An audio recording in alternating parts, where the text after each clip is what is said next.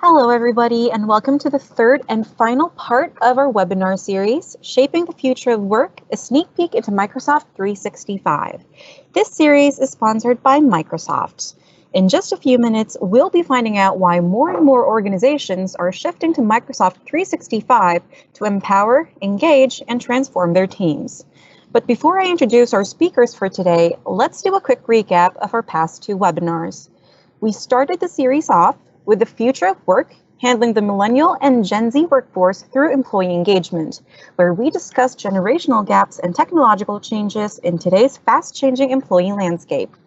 Then last week, we were joined by TechOne co-founders to talk about Digital Transformation 101 for growing businesses, lessons from the C-suite. This is where we learned about how organizations can adopt successful digital transformation. Now today, we are joined by an exciting panel of speakers. Our first presenter is actually a returning speaker, Akfash Ladibu, TechOne Sanjay seasoned tech advisor, assistant general manager, and won a few Microsoft MVPs. Hi. Hi, Akfash. Next, we have Ashik Niaz, territory channel manager for small and medium enterprises of Microsoft Sri Lanka and Maldives. Hello. Hi. Hello, Sheikh. And we also have Abdul Kadir Anas, the product marketing manager for modern workplace solutions in Southeast Asia, also from Microsoft. Hello, everyone. Hi. And last but most definitely not the least, we have a special guest who will be co-hosting this webinar with me, Lars Jepsen, CEO and co-founder of TechOne. Hello, good afternoon. Thank you very much, Sarah. Hi. All right, so now I think we have an interesting hour ahead of us, so let's get started. To start us off now, Sheikh, from your perspective, what is the current work landscape like, and why is it crucial for organizations to be digitally transformed now? Thanks, Sarah. Thank you very much. And it's an interesting question. I think that's a question that has been in the conversations in many of the boardrooms of the organizations that I have personally faced, and even with our partners that has been coming up. Well, it's very interesting how we could put it into words rather.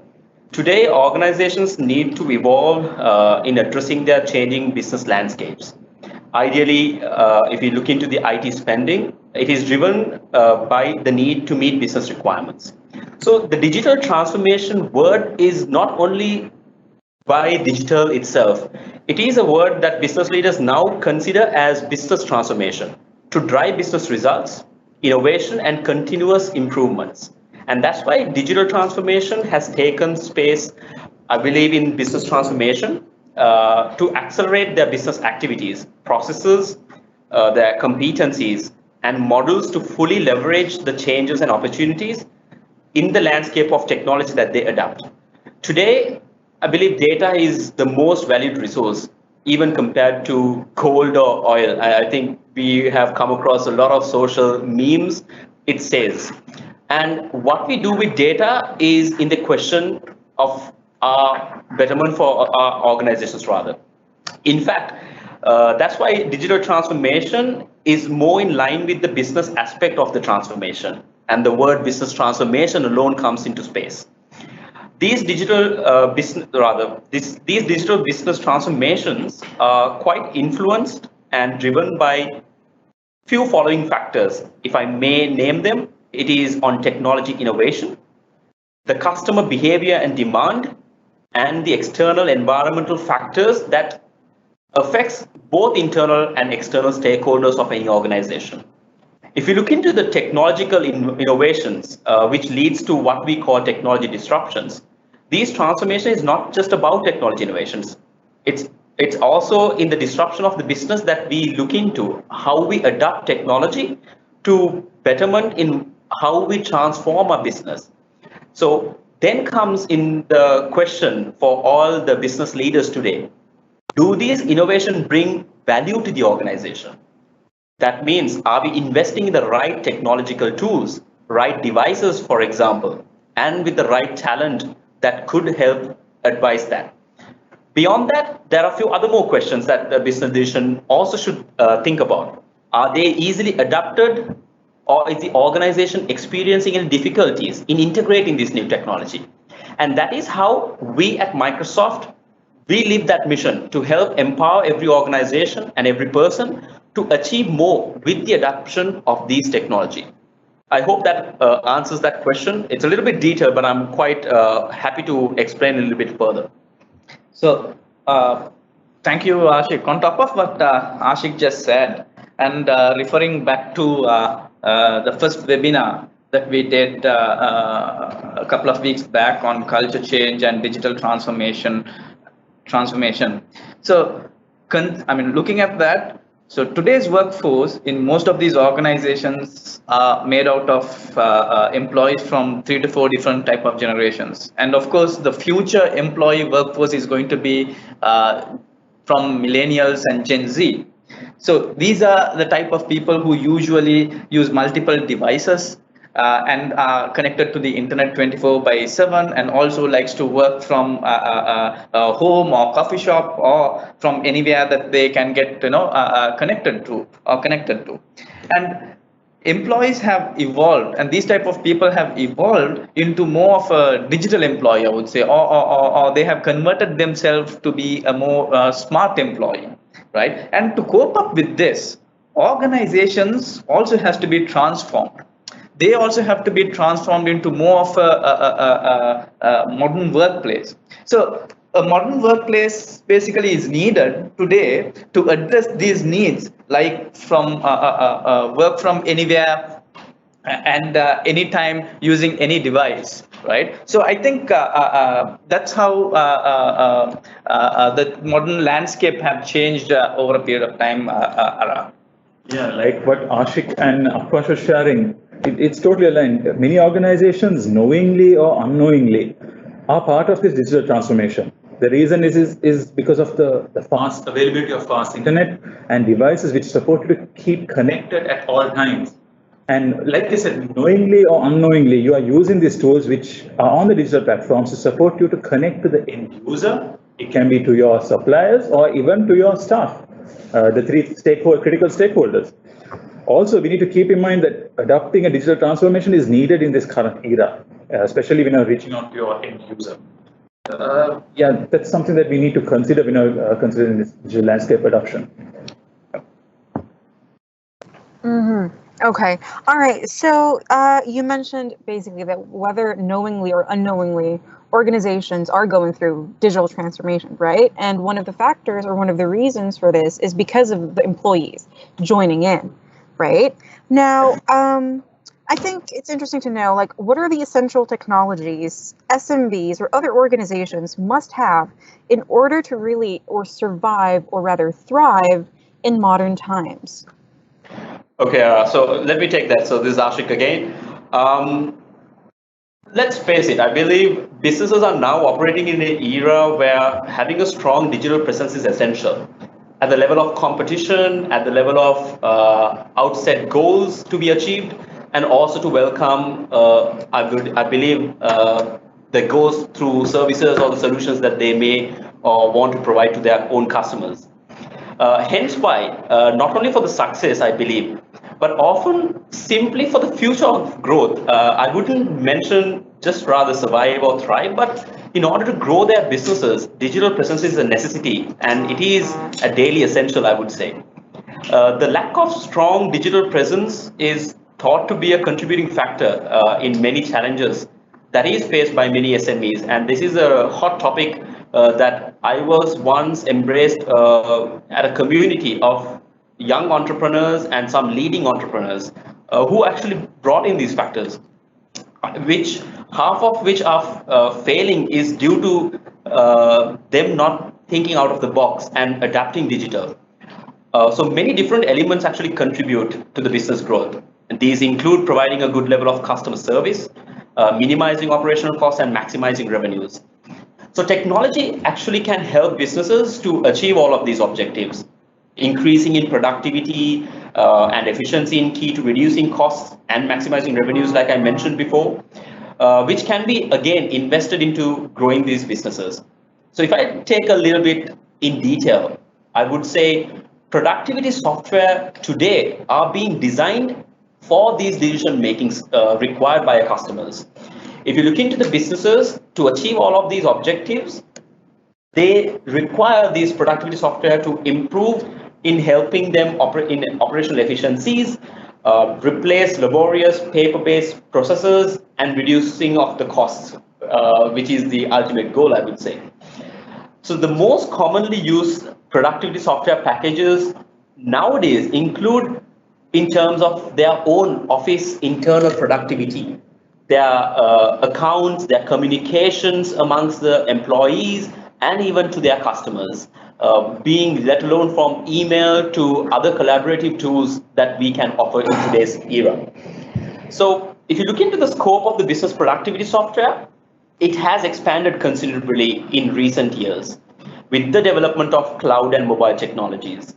So cloud-based applications are often ideal for small medium enterprises because they tend to carry a lower upfront cost and limit the burden of in-house management. So this is very intrigued and well received in many organizations that I have personally faced in terms of their requirements. And it also shows that cloud-based applications today can also be used across a range of different devices. A range of different devices, let it be a mobile phone to a tablet PC to even a desktop PC. And how these connect to one another is the formation of how these cloud-based applications help in collaborating and connecting within the two. And if you look into the business growth perspective, it also depends on acquiring and retaining of customers. And that is key to any industry, in any organization, I would say. And for this, it not only requires these productivity tools, but it also requires businesses to provide a consistently high level of customer service. And that also is now leveraged through technology through the means of modern customer relationship management like CRM, ERP solutions, which is also reaching new heights of utility to benefiting both businesses and their customer alike. So it is all about how in today's era, all these technology tools can integrate, can rather talk to one another to achieve that one goal. And that is what today at all the boardroom discussions, including a CEO to CMO to even a CFO to even the IT manager, including the sales field staff, this is a huge pressure and a burden that they've been having. But today we have that technology. It is how we really look into the pain points and how we can address that is the way that we could resolve in betterment of growing an SME's venture and also their business goals rather. So Ara, I think that's kind of how we should really portray in how to enable and grow the business is basically in adapting this technology in the right way is what I would say. Thanks, Ashika. Yeah, can I just step in? So actually, my answer would have been slightly different, believe it or not. But I would have said it's not about the technology; it is about the mindset. So technology is widely available. Of course, the whole platform of Microsoft really enable this digital transformation to happen.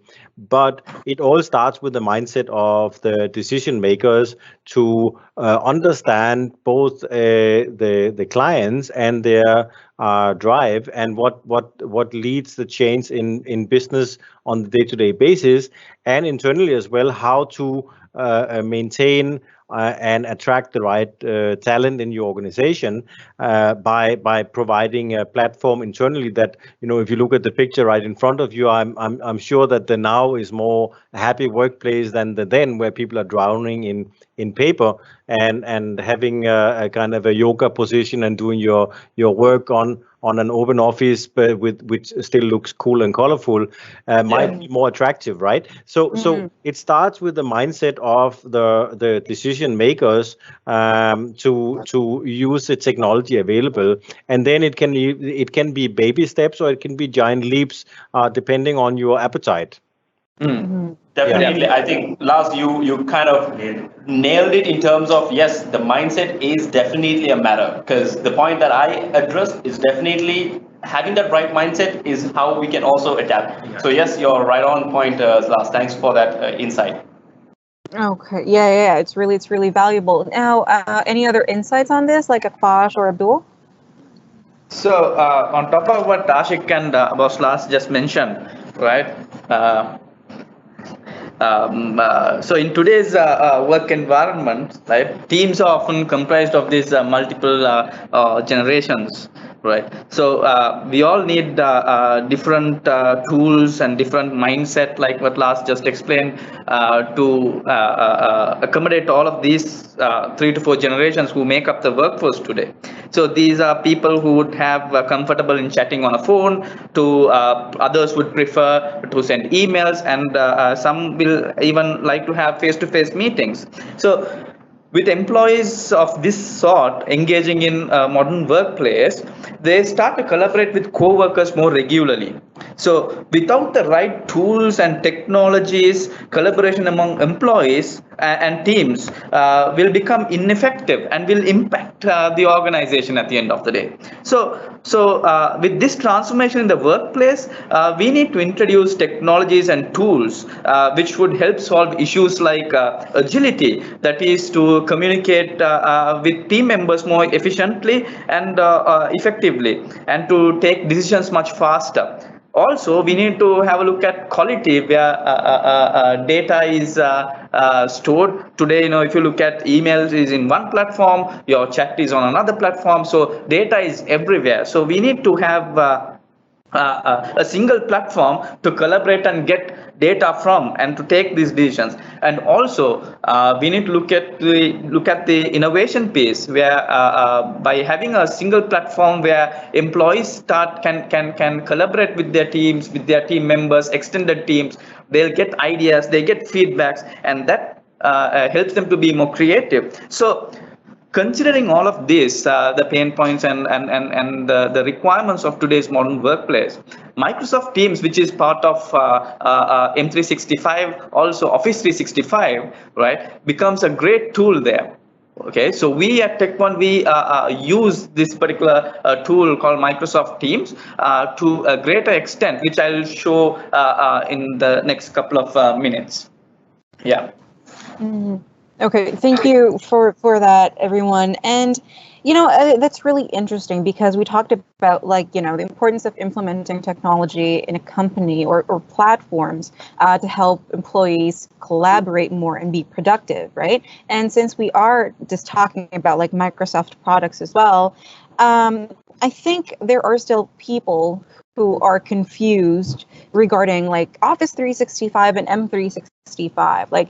What are the differences? Do they have any differences? I think that is something we could give insight on. Yeah, thank you, Ara. This is Abdul here. I'll take that question. I think this is a question that has been amongst many, and which we need to help to get them to understand. So let me simplify this for easy understanding. Office 365, or also known as O365, is a cloud-based suite centered around business productivity, which includes applications that we're quite familiar with, like Outlook, Word, PowerPoint, and Excel. And also, depending on the plan you proceed with, you will also have applications such as Teams, Yammer, Planner, and a few more applications that support to enhance your productivity. Now, Microsoft 365, or also known as M365, is a product bundle that includes O365 plus Windows 10 or Win 10 plus Enterprise Mobility and Security, also known as EMS. As you all know, Windows 7 or Win 7 is entering into end of support by 2020, January, and it is important that organizations start moving to Windows 10. Now, let me drill down to the security portion. It is crucial that all organizations are in a very secure environment. So for an example, let me bring in a real life situation which is currently in the market right now. We've all seen an email that is circulating that the receiver of this email has won $500,000, and needs to respond to this email with a bank detail or just simply share our contact details to get in touch. We've all had a friend who got, or a colleague who got excited or accidentally clicked this link and shared the entire directory. I mean, it's common and it's happening amongst all of us. This is known as phishing, which captures information and starts sharing viruses and ransomware that could lead to losing of data, or it could actually hinder massive financial losses to organizations. This is where Microsoft Securities plays a critical role, identifying emails, links, attachments, and starts scanning for probable phishing attacks. Identifies these corrupted links and detonates all possible attacks before the receiver accidentally opens these links. To elaborate further on EMS, I would like to bring in Microsoft Intune. In this current era, we see employees bringing their own devices to the organization. They tend to configure their emails on their devices, and which leads to have high tendency of having very important data on their mobile devices. By having this Microsoft Intune on these end user devices, the organization can block or give access to certain users and devices. And also, for example, if an employee loses their devices, they have the ability to remove this critical data and prevent big losses an organization can occur. Now, why I spent so much time on security is because Microsoft takes security very seriously, and we invest significantly every year on research and development on this era. And I just hope this simplified the differences between O365 and M365. Thank you very much for that, Abdul. Now, M365 has a lot of features, right? I mean, that much we're pretty certain, and to list them all down would just take so much time, right? But I think what our audience would be interested to know is, what are the M365 features that would be most beneficial for SMBs? Like, how do you think SMBs or organizations could maximize M365? Well, Ara, that's an interesting question, and my view to that is, and my favorite is Microsoft Teams, which of course I will talk about later on. But to address that, right, let me look into a different perspective there. That is, so like Abdul explained earlier, M365 is basically Windows 10 plus Office 365 and Enterprise Mobility Suite. Right. So the additions, of course, whether it is Windows 10 Pro or Enterprise or and so on, the additions of these products will depend on the M365 SKU, that is either business or enterprise that we select. So when we look into M365, Windows and security are the highlight here. Right, and Windows and security is part of the core in any organization's digital transformation journey. So most of the headlines talking about cybersecurity attacks are usually about big, well-known organizations, right? So you probably would understand that there is a chance that even small businesses could be targeted, right? If these big giant organizations can be victims, why can't SMBs be not be targeted? So, but you may not have the time or expertise to really evaluate the risk there. So there have been studies that have been done, and one of the reports that was in 2018 found that 58% of all breaches in the past year occurred at SMBs, exceeding those at large corporations. I mean, can you believe that? I mean, we have been talking about enterprise organizations being attacked, right? But most of the organizations in the study, which says, have been SMBs. So the threat is real, and discounting the threat can lead to inadequate security protections, right? Hackers continuously monitor the entire market for areas of vulnerabilities, and often target smaller companies precisely because they know those businesses have underinvested in cybersecurity. So most of these SMBs, what they do is they go for the whatever that is affordable, and they build their own security practice there. But and that particular security practice could be breachable by these hackers or these malicious people who want to attack these organizations. So Microsoft, if you take, they have about 1.2 billion devices are updated monthly, right? So out of that, approximately about 800 million devices are on Windows 10, which are monthly active devices, which they receive telemetry from, and the balance is on Windows 8, Windows 7, Vista, XP,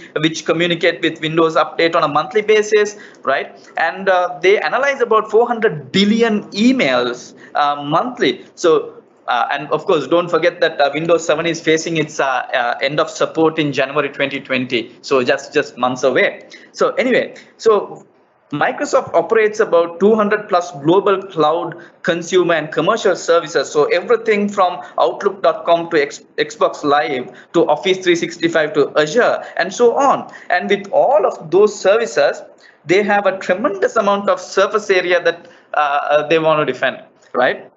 And so they see more attacks than most of the other companies, and on any given day. So they get a lot of information from defending against those attacks, and they study from those, and that is how intelligent security is built. All right, and it is something that is very, very heavily invested by Microsoft, like what Abdul just mentioned earlier, and that is something which is very important in the M365 platform. So Windows and security component of M365, apart from TIS, so that is mobility and security, is critical, and it is crucial for even for SMBs to consider. Akwas, if I can jump in here, I was waiting for a time where you had to breathe. I was waiting for you. This guy has to breathe at some point in time, but I can jump in, because we are not sitting in the same room. I don't know if everybody's aware that we are actually conducting this broadcast via Microsoft Teams, and we are I don't know, in Sri Lanka, are you all in the same room or what? But at least here, I'm in a different office than Ara, and our IT head is managing this from the back end, and he's here in Philippines, and then we have, I don't know if anybody's in Singapore, but at least I think I just wanted to add a few things here. First of all, somebody once told me, which was very interesting, and in aligning with what you're saying here, is that Microsoft is the most attacked organization in the world, and that really is one of the reasons why the security is much better, because Microsoft is constantly under attack, so constantly on the fence, always guarding.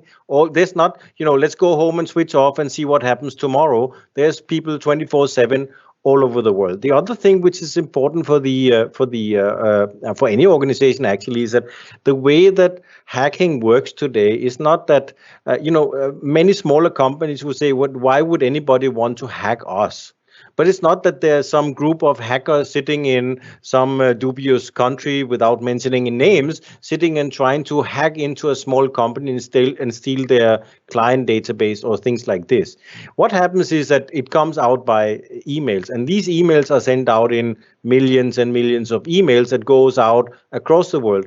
And for sure, some people do click those emails and do get into those malicious sites. But as soon as that happens, this network that Microsoft have can catch it and then make sure that the rest of the connected devices don't get attacked with this. And I just shared a small joke in the group here. I don't know, Ara, if you can maybe share it afterward. But there was a circulating on some WhatsApp and some messages this morning. Somebody sent to me that they found a Nigerian guy dead with $27 billion in his apartment in Lagos, and he's been trying for the last 15 years to give it away by sending people emails.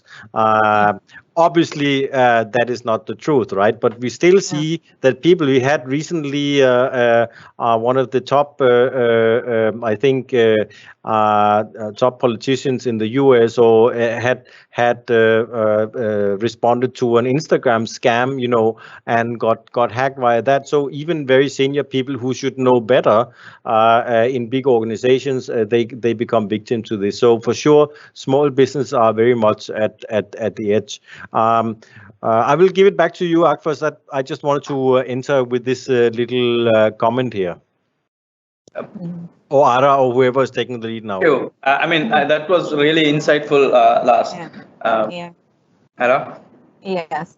Sorry. I was actually looking at the joke again that Lars shared. It's actually a meme, so it's really funny. So let's just take a quick step back and be sort of like real here for a moment, because for SMBs, one of the issues, I think, is like budget, right? Like how much can they really spend on a certain solution, right? And there are a lot of free tools and softwares available out there, right? And SMBs might think that they're better off using these than paying for Microsoft Office tools. This is actually a real thing happening out there, right? Now, what's your take on this? I'll take this, Ara, just to share with you an insight. As we all know, there's nothing called a free lunch. We are knowingly or unknowingly paying a huge value to these so-called free tools out there in the market. In the past, the most lucrative commodity, like shared by Ashik previously, was oil. But now in the digital era, the most demanded element is data. Organizations use this information to understand customer behavior, market trends, and so much more, which is sold back to your competitor to drive offerings to the market. As an organization, you need to strategize your digital transformation. To do this, you need to focus on, I would highlight 3 key pillars. One is you need to be secure, you need to have the ability to scale, and third, you need to complement your business. As an organization, you are responsible for the data you hold. GDPR, which means General Data Protection Regulation, has elements that are sensitive, that state sensitive information such as date of birth, your credit card details, and so on. Microsoft tools that support you to ensure that you are aware of the sensitive information that is being shared to your internal or external stakeholders. Also, let me highlight the Microsoft mission to empower every person and every organization on this planet to achieve more. And we believe in this, and we support every organization to grow. M365 or O365, depending on the tool you choose, it is built to scale your business. And then to complement your business by tools such as Microsoft Teams, which I think Akash will take you forward, which is the largest growing platform that helps you to collaborate, enhance your productivity. To understand this better, I think Akash will do a product demo, which you can understand further. Now, the numbers that are elaborated on this slide, which gives a clear aspects why organizations are moving into a more digitally strategized way forward. So you adapt the right tools, the right elements to contribute to your organization's growth and to have a secure platform. Yeah. Okay. Okay, does anybody, thank you very much for that. I can, if you want something added here, I just also wanted to, I'm since I'm not working for Microsoft, I can kind of give an outsider's view on that. Yeah. So if you look at the providers of these kind of tools in the market, they are also divided in 2 or 3 different categories, and Microsoft is in the category that they make their money from selling the tools that they develop. So they're not making money on advertising. Whereof other competitors in the market, they might be able to give low cost of free tools because it's not their business model, right? Microsoft is not a huge retailer, but it's a huge cloud provider. It makes its money from providing the cloud services. So when you look at those companies providing the free tools, there is nothing in this world which is free, as it was rightfully said. But also look at what is really the core business model of the company that you are getting these so-called free tools from. And it could be that it is a low-cost version of something higher paid, which is The same thing we have in Microsoft Office. We have very low cost clients that you can use for people who don't need that much access or don't access that often. So the competitive advantage of Microsoft is to be able to play across. You cannot find any other paid for tool that is more competitively priced than the Microsoft Office tools. All right. Yeah, thank you very much for that, Lars. And thank you for the insight on that, everybody. And I do agree.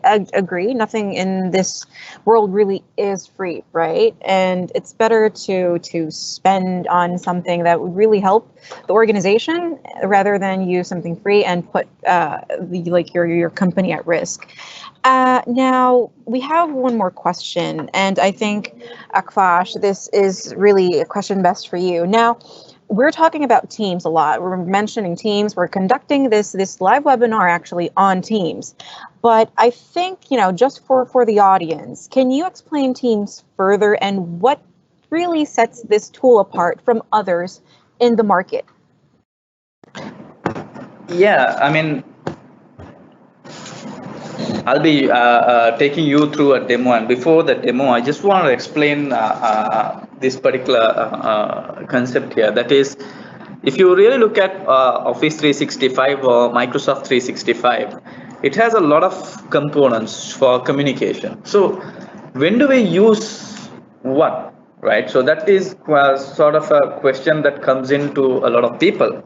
So emails, if you take, so emails remain a popular tool for communication. So it has been there for some time. So we can safely assume that it's almost available to everyone today. And you can be confident that your collaborators have access to email. And email is particularly effective when you intentionally want to restrict conversation to certain people. So if you're on the tool or in the CC, you would receive the email, right? So this is what we call as closed loop.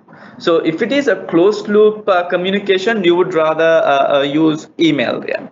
But not all communications are to be closed loop, right? I mean, Microsoft Teams, on the other hand, it transforms the way that you work together with people on projects and on shared deliverables, that is.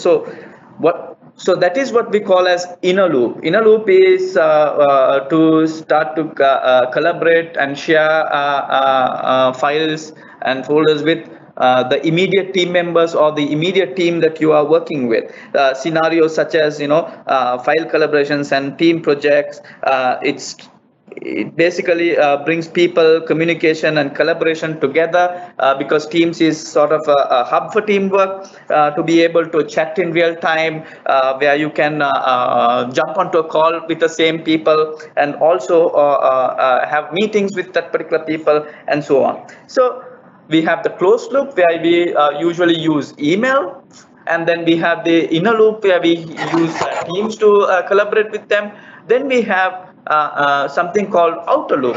So basically, not every time that you within an organization you will start engaging only with your team members, right? You sometimes have to engage or collaborate with members across teams, right? People from your other branches, people from your other divisions, right?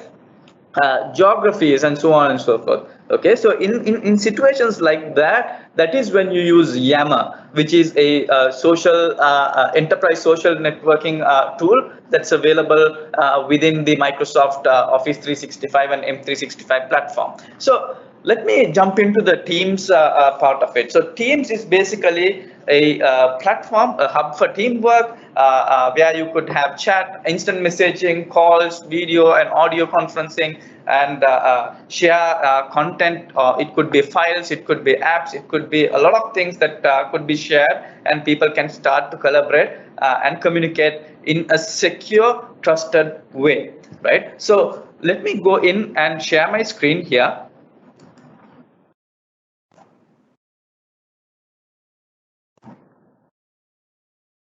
So I hope my screen is visible.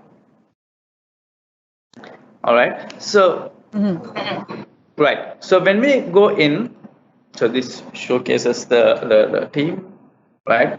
So this is within Tech1, this is actually what we use, right? So we have teams for almost all the departments that we use, right? That we have basically, we use Teams. Every employee is on Teams, where we start chatting, collaborating, or communicating with them. It could be through instant messaging. It could be through audio or video conferencing as well. Right, and we have teams for different countries because we operate in multiple countries. We have teams for different countries. We have teams for different departments. We have teams for projects that we do, etc. So all of these teams are created for people to share and communicate on a single platform, right? So when you open up Teams, you will see your teams and hidden teams like what is shown here. So inside your teams, those are the teams that you use frequently. The hidden teams are teams which you do not use that frequently. So when you open your teams, these are the teams that I just spoke about. We have teams for different countries, different departments, projects, and so on and so forth, right? So how do you create a team basically? So before that, let me go through these icons here. Activity basically shows you whatever the activities that have been tagged you or that you have been part of. You can have instant messaging by going into chat. You can start chatting with people, right, or groups, and you can create teams here, which is basically putting up everything together, all these components coming in together, right? And you have your calendar here where you will be able to schedule your meetings, your conferences, everything. And you can have calls like, if you have used Skype or Skype for Business, similar to that, you can dial a person and start talking to them. And of course, you can share your files. Files can be from different places. It could be from Microsoft Teams. It could be from your own computer, or OneDrive for Business, or the free OneDrive. Apart from that, you have other applications or apps that are hosted on top of Teams that could be used here. I'll show you all of those. And of course, Teams is available on almost all the devices. It could be on your laptop, it could be on your desktop, as well as your mobile as well. Okay, so let me go into Teams and we'll create a team. So how do you create a team? So by clicking on this particular link, you have the options to create a team, or you can also join all the publicly available teams within your organization, right? So I'm just going to create a team. I'm going to create from scratch. I'm going to make it a private team. Public team will list all the team in your teams, create team, so people can see. I'll make it a private team. And I'm going to give a name. I'm going to say webinar 3, right? I'm going to give a description if I want to. And here I can, so it says nice work, good. So I can invite people to be members of my team. So I'm going to invite my colleagues here. So I can add them up. And of course, I want to add people who are external to my organization. Like, let's say I want to add Ashik, right? As well as Abdul. Okay, so let me get him, right? And I'm going to add them all. Okay, so once I do that, teams will add. And if you see, the external people will be able to see as guest, and internal people, I can make them either an owner or a member of this particular group. So I'm just going to close it, and you'll be able to see the team that I just created. So I can start communicating with anyone, or I can start chatting with all the team members in this particular team, right? And people will be able to reply to the messages that I post here. And if I click the @ symbol, I'll be able to select a particular person within this particular team and send the message directly to them, so that they will get the notification instead of sending it to others, right? So that is by typing @ and selecting the person, or multiple people also can be selected. So in the file section, I'll be able to share files, right? And people will be able to, or people who are within that particular team will be able to start interacting with that particular file. So if I create a Word file here, right, I'm going to give a name.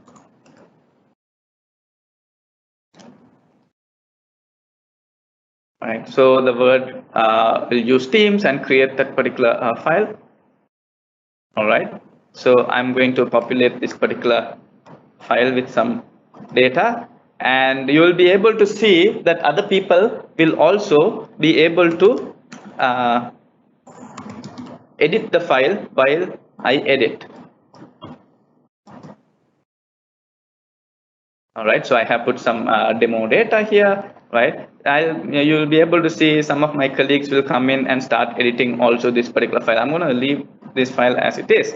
Now I'm going to go back to the team. I will just in, right? And here I'll also be able to add other apps. So before that, I just want to highlight one more thing. So inside a team, so I've created a team which is here called webinar 3. The general is called a channel. So likewise, I can create multiple channels, right? A channel basically could be a topic, a team could be a department, a channel could be a project. Let's say for an example, I create a team for the HR department, right? That channel could be to discuss on KPIs. Another channel could be added to discuss on attendance. Another channel could be discussed on some groups and activities that we are planning. So channels can be like topics that we want to discuss about or talk about or share information about, right? So that the team will be more organized. So that's the whole purpose of having that.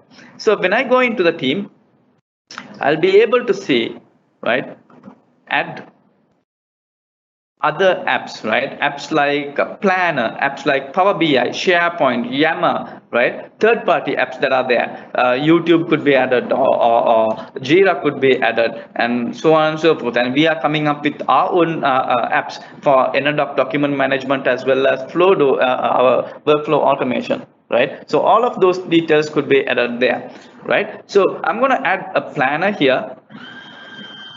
A planner is sort of a mini project management tool, I would say, where you will be able to manage your tasks inside a particular team. So what happens is when we go into meetings with these teams, right, we go discuss a lot of details and we note it down on a piece of paper or on a notebook. We come out and the follow-up meeting happens a week after or in a month. When we go back, boom, nobody does anything because all the action items have been lost or there's no one to follow up or anything like that. But for that, if you have a planner like this, you could give it a name like action items, let's say, right? And I'm going to save this. So here you would be able to easily create the tasks that are and assign it to the relevant people, right? You can just put up, okay, follow up on sales, right? And set a due date, Friday, all right? Assign it to someone within that particular team, all right? And once you do this, this is going to be in their task, right? And sync to their mobile devices as well. So they'll not be able to,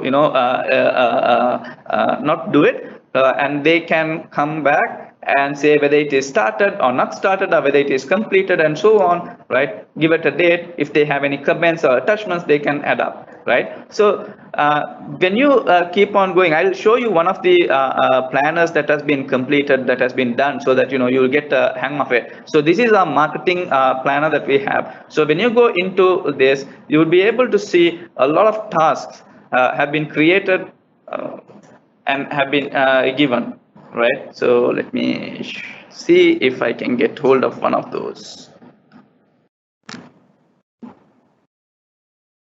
Okay, so I think I lost that. All right. So demo God is not in the favor of me. Fine. So let me go back to another, the same planner that I created. I can go into the charts where I'll be able to see in a view where how many tasks have been assigned, how many tasks have been done and completed and so on, and to whom it has been assigned to and so on, right? And also I can add other applications, like let's say for an example, I add the Power BI part, all right? So here I'm going to add up a Power BI dashboard, let's say.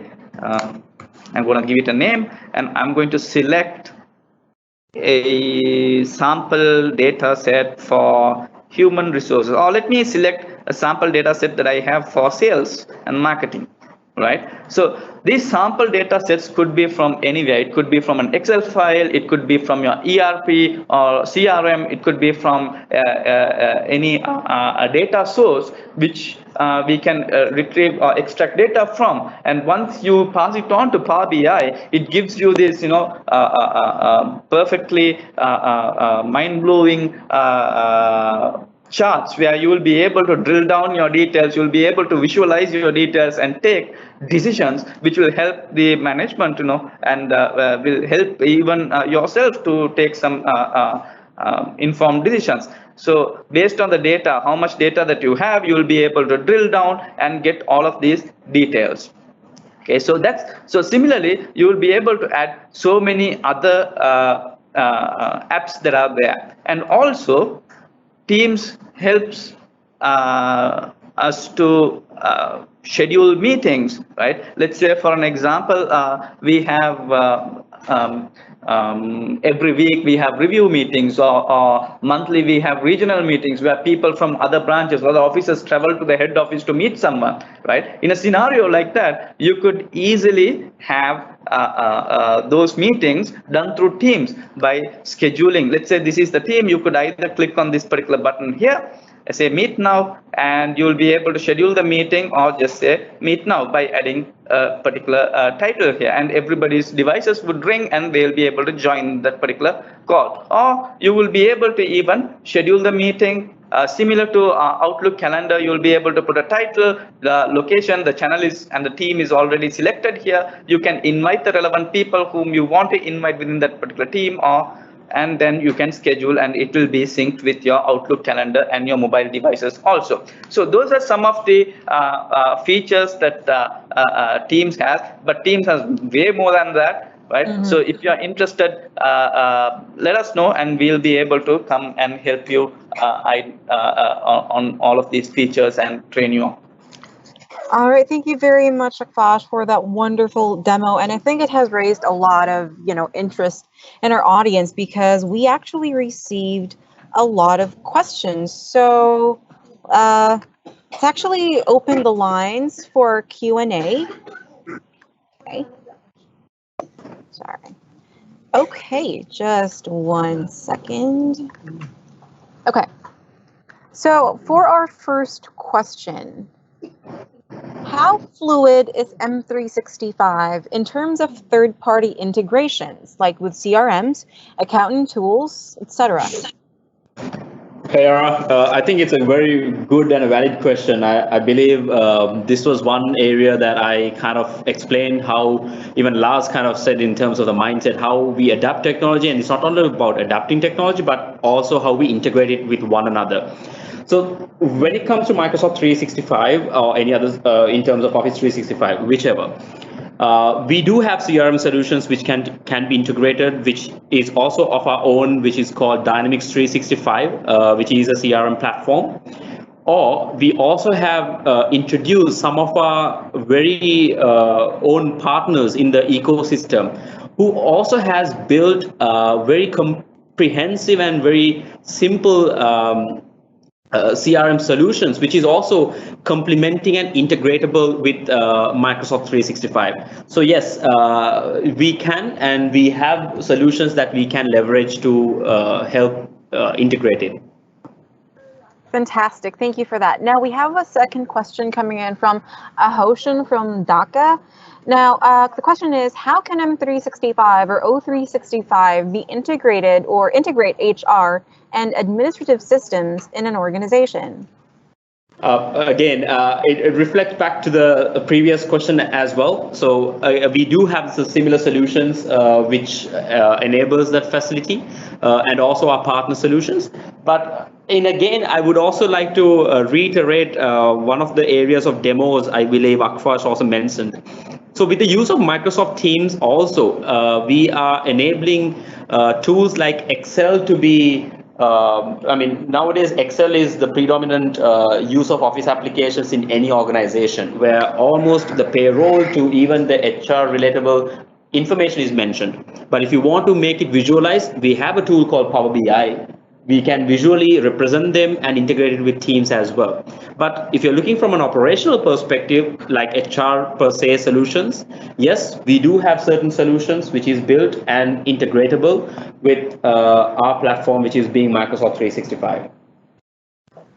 All right, thank you very much for that answer.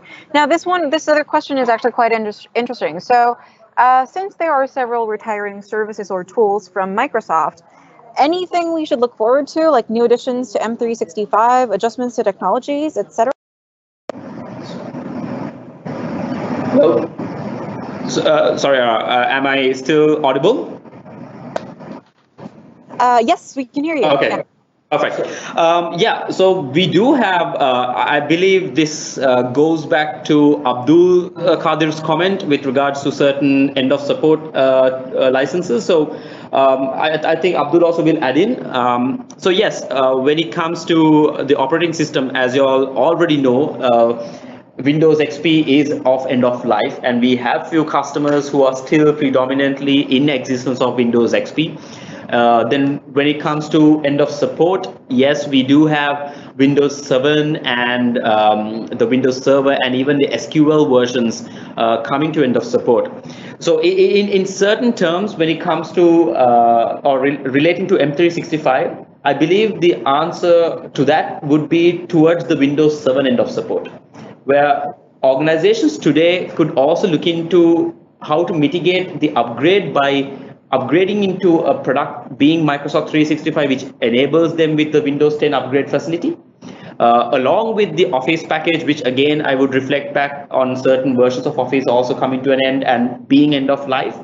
And also the added benefit of having the Windows device management, which is the Enterprise Mobility Suite, which is a secured environment, enabling all the devices to be well maintained and managed with secured tunnels within the organization.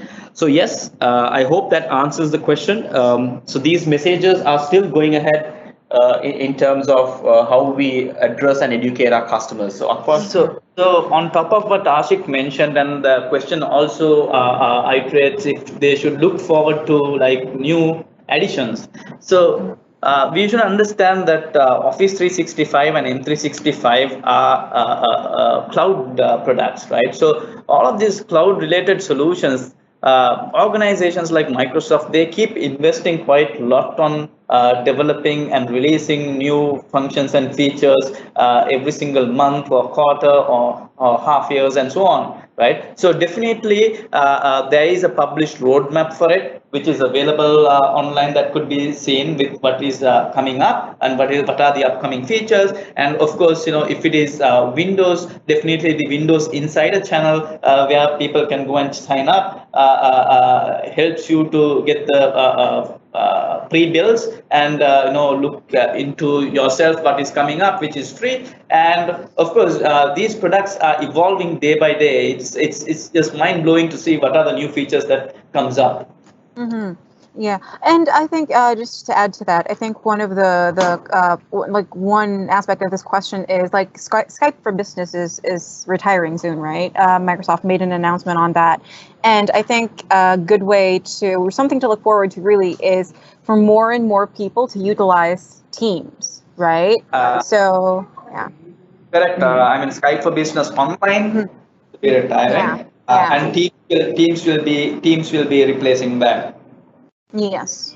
All right. So we have another question. This is actually a two-part question from Kamal. Now, first part is, which learning sequence should an organization follow to get the best out of it? I think 365. And he's saying that they have a 365 licenses, I think, and sporadically they're into it. Also, how can outside organizations have calls or meetings with them? Okay, to go to, I think that was Kamal's question you mentioned. So with regards to, first of all, great to hear that you are on Office 365. That's one, it's really great to hear that you're using almost all the features. So one other way that you could also be up to date in terms of all the features that we are unleashing and releasing in terms of betterment of the usage is also being part of the Windows, rather the Modern Workplace blog, which I think we should be able to publish it as well. And apart from that, we also conduct sessions every week, I believe, through our partners, even webinars like these, even with Microsoft-driven programs, which also helps us to drive that message.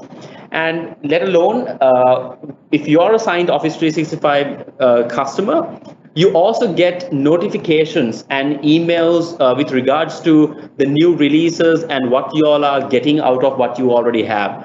So keeping eye on those is very essential and prudent in terms of to making and maximizing the best use of what you have in your organization. And also to add into the second question raised by Kamal, you can conduct your meetings and calls with external stakeholders, regardless of what platform they are. That will be an invitation. I think Akfash can pitch in and share, because he invited us as well. Yeah. Bringing in external party could be in the tenant level, where the administrator should enable that particular function, where they should be able to invite people from outside to come into your organization. That's addressing the second one. But to also add on to what Ashik said, I think the learning sequence should happen both ways. That is, from the top as well as from the bottom. That should be from the top management, senior management. Also, the user level, business users also should learn these functions, these features, so that the digital transformation and this change would happen smoothly. Otherwise, the top would know, the bottom wouldn't know, and it will not happen, and vice versa, right? So, yeah. Okay, thank you very much for that. Thank you, Akfash, thank you, Ashik, thank you, Abdul, and thank you to my co-host as well, Lars, for answering all the questions. Now, unfortunately, that is all the time we have left, but thank you everybody for sending in your questions. Now, don't go just yet, because we have great news. Now, for a limited time, you can get Office 365 Business Essential for only $2.50 per user per month, Office 365 Business Premium for only $10 per user per month, and Anadoc for only $99 for one department. Now, you can find out more about these promos by sending an email to aliana@techoneglobal.com. And that's it for this week. Now, if you missed some parts of this live webinar, don't worry, because it will be available on demand. Now, if you're interested to start your organization's digital transformation journey, we'll be happy to help. Just send an email to aliana@techoneglobal.com and we'll give you a one-to-one consultation for free. Now, again, thank you everybody for joining us this week and for being with us in this 3-part webinar series. We hope you picked up a thing or two from our experts, and we look forward to seeing you all next time.